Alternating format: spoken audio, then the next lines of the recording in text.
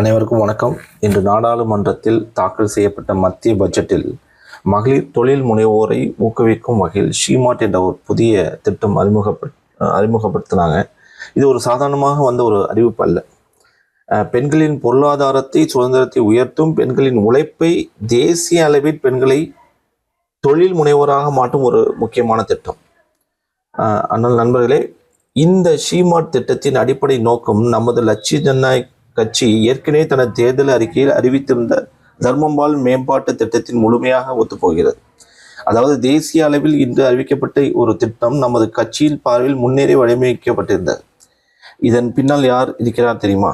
புதுச்சேரி மக்களின் நலனுக்காக பெண்களின் முன்னேற்றத்தை மையமாக கொண்டு எதிர்காலத்தை முன்பே கணித்து திட்டமிட்ட நமது தலைவர் திரு ஜோஸ் சார்லஸ் மார்ட்டின் அவர்களின் தீர்க்க தரிசனமான அரசியல் பார்வைத்தான் இன்று தேசிய அளவில் முக்கியத்துவம் பெறுகிறது. நண்பர்களே, அரசியல் என்பது பதவிக்காக அல்ல, அரசியல் என்பது விளம்பரத்திற்காக அல்ல, மக்களின் வாழ்க்கையை மாற்றுவதற்காகத்தான் அரசியல். அந்த மாற்றத்தை சிந்தித்தவர், அந்த மாற்றத்தை திட்டமிட்டவர், அந்த மாற்றத்தை நடைமுறைக்கு கொண்டு வந்தவர் நமது தலைவர் ஜோஸ் சார்லஸ் மார்ட்டின் அவர்கள்.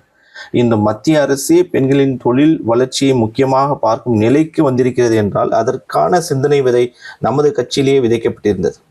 இதைத்தான் லட்சிய ஜனநாயக கட்சி, இதைத்தான் மக்கள் கட்சி, இதைத்தான் முன்னோக்கிய அரசியல்.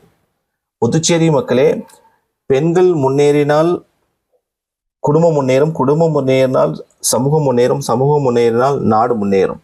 இந்த உண்மையை செயல்படுத்திய தலைவருடன் தான் நாம் பயணிக்க வேண்டும். இந்த மாற்றத்தை உருவாக்கிய கட்சியுடன் தான் நாம் ஒன்றிணைய வேண்டும். வருங்கால புதுச்சேரியின் வளர்ச்சிக்காக, பெண்களின் சுயமரியாதையை, இளைஞர்களின் வேலைக்காக லட்சிய ஜனநாயக கட்சியை வலுப்படுத்துவோம். நம்ம தலைவரின் கரங்களை பலப்படுத்துவோம். வாழ்க தலைவர் ஜோஸ் சார்லஸ் மார்ட்டின். வளர்க லட்சிய ஜனநாயக கட்சி. வெல்லட்டும் புதுச்சேரி மக்கள்.